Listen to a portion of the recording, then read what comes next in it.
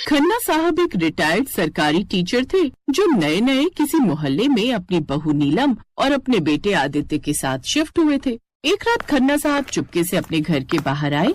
उनकी बहू नीलम ने उन्हें बाहर जाते हुए देख लिया। ससुर जी इतनी रात को चुपके चुपके घर से बाहर क्या करने गए? नीलम भी चुपके चुपके घर के बाहर आई तो अपने ससुर को देखकर दंग रह गई। हे राम, ससुर जी तो कौशल्या आंटी के घर में पाइप के सहारे चढ़ रहे हैं। तभी खन्ना साहब का पैर फिसला और वो जमीन पर धड़ाम से गिर गए।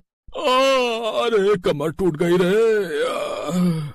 उनकी आवाज सुनकर उसी घर से ममता, उसका पति विक्रम और उसकी सास कौशल्या बाहर निकली। नीलम और उसका पति आदित्य भी बाहर आ गए। अरे खन्ना साहब, क्या हो गया आपको? कहीं चोट तो नहीं लगी आपको? अरे अंकल जी, यहाँ कैसे गिर गए आप? पापा चलो घर चलो, लगता है आप नींद में चलते चलते बाहर आ गए थे। हाँ, ऐसा ही कुछ हुआ था रे। उसका बेटा और बहू उन्हें घर के अंदर ले आए और बेड पर लिटा दिया। उन्हें छोड़ने कौशल्या भी उनके साथ ही आ गई। खन्ना साहब, अब आप ठीक है ना? कौशल्या जी, आप मुझे यहाँ तक छोड़ने आई तो मेरा दर्द पूरी तरह से गायब हो गया। कौशल्या आंटी और ससुर जी के बीच मुझे कोई लफड़ा लग रहा है, पर अभी मैं खुलकर कुछ बोल नहीं सकती। खैर, अगली सुबह नाश्ता करके आदित्य काम पर चला गया। तभी नीलम ने अपने ससुर से बोला, ससुर जी, मैंने आपको देख लिया था कौशल्या आंटी के घर पाइप से चढ़ते हुए। भला पाइप से चढ़ने की क्या जरूरत थी आपको उनके घर में? बहू की इस बात से खन्ना साहब चौंक गए। तभी उन्होंने बात को घुमाते हुए कहा, बहू तुम मेरे साथ छत पर चल, मैं तुझे कुछ दिखाता हूँ। खन्ना साहब अपनी बहू को छत पर ले गए। फिर कौशल्या जी की छत की तरफ इशारा करते हुए बोले, बहू कौशल्या जी की छत पर देखो, कितनी हरी भरी सब्जियां लगी हुई हैं। लौकी, कद्दू, शिमला मिर्च, हरी मिर्च है। तो मैं ये हरी सब्जियां ही लेने जा रहा था पड़ोसन की छत पर।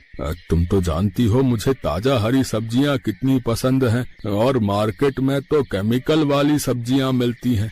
अच्छा, तो आप इतनी रात में हरी सब्जियां लेने उनकी छत पर जा रहे थे, वो भी पाइप से? अरे बहू, थोड़ा एडवेंचर करने में मुझे बहुत मजा आता है। ये सब करके मैं खुद को जवान फील करता हूँ भाई।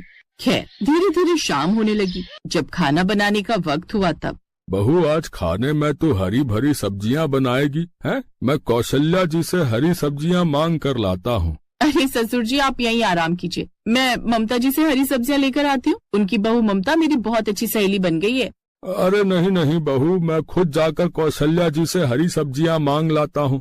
नहीं नहीं ससुर जी, पड़ोसन से हरी सब्जियां तो मैं ही लेकर आऊंगी। इतना बोलकर नीलम तुरंत भागकर घर के बाहर आई और बाहर से दरवाजा बंद कर दिया। अंदर से खन्ना साहब दरवाजा खटखटाते रहे, लेकिन नीलम ने दरवाजा नहीं खोला। वो सीधा सामने पड़ोसन के घर चली गई। कौशल्या की बहू ममता ने दरवाजा खोला। अरे नीलम जी, आइए आइए, कैसे आना हुआ? ममता जी, मेरे ससुर जी को हरी सब्जियां बहुत पसंद है और आपकी छत पर हरी सब्जियां लगी हुई हैं, तो मैं बस हरी सब्जियां लेने आई हूँ। तभी वहाँ पर ममता की सास आ गई। अरे नीलम बेटी, तो तू क्यों सब्जियां लेने आ गई? जा अपने ससुर जी को भेज दे। अरे आंटी जी, ससुर जी ने मुझे भेजा है। मैं हरी सब्जियां सिर्फ उन्हें दूंगी, तुझे नहीं। जब वो नहीं मानी तब मजबूरी में नीलम वापस घर आ गई और अपने ससुर को भेज दिया। थोड़ी देर में आदित्य घर लौट आया। कौशल्या जी, अब मैं बुजुर्ग हो चुका हूँ ना, इसीलिए मेरा हाथ पकड़े रहना, वरना मैं गिर जाऊंगा। खन्ना साहब, आप तो ऐसे बोल रहे हैं जैसे मैं 18 साल की हूँ। अरे आप मेरी नजर से खुद को देखेंगी तो आप 18 साल की ही लगेंगी। खैर, लेकिन ममता और विक्रम ने उन दोनों की बातें। विक्रम, मुझे लगता है इन दोनों के बीच में जरूर कुछ न कुछ चल रहा है। ममता, तुम मेरी माँ पर गलत शक कर रही हो। खन्ना साहब, मुझे पता था कि आपको हरी हरी सब्जियां बहुत पसंद हैं, इसलिए ये हरी सब्जियां मैंने आपके लिए ही तो उगाई हैं। खैर, काफी देर हो गई लेकिन खन्ना साहब और कौशल्या जी नीचे नहीं आए, इसलिए ममता और विक्रम दोनों छत पर पहुंच गए। उन्होंने देखा कि अभी तक सिर्फ एक लौकी ही तोड़ी थी उन लोगों ने। अपने बेटे बहू को देखकर कौशल्या चौंक गई। अरे माँ, अंकल जी को जल्दी से सब्जी दीजिए ना, आदित्य जी घर पर आ गए हैं, बेचारे भूखे होंगे। हाँ हाँ, देती हूँ। खन्ना साहब हरी हरी सब्जियां लेकर चले गए। नीलम ने खाना बनाया और सब खा पीकर सोने चले गए। तभी नीलम ने अपने पति आदित्य से कहा, आदित्य, मुझे लगता है कि ससुर जी और सामने वाली पड़ोसन कौशल्या आंटी के बीच जरूर कुछ न कुछ चल रहा है। ये क्या कह रही हो तुम नीलम? तुम्हें पता है मेरे पिताजी एक टीचर थे, उनके बारे में तुम ऐसा सोचती हो? अरे मैं ससुर जी के लिए कुछ गलत थोड़ी बोल रही हूँ, आखिर उन्हें भी इतने में नीलम ने खिड़की से देखा कि उसके ससुर जी छत पर जा रहे हैं। आदित्य, वो देखो, ससुर जी छत पर जा रहे हैं और मुझे पक्का यकीन है कि सामने वाली कौशल्या आंटी भी अपनी छत पर आ गई होंगी। तो ठीक है, चलो चलकर देख लेते हैं।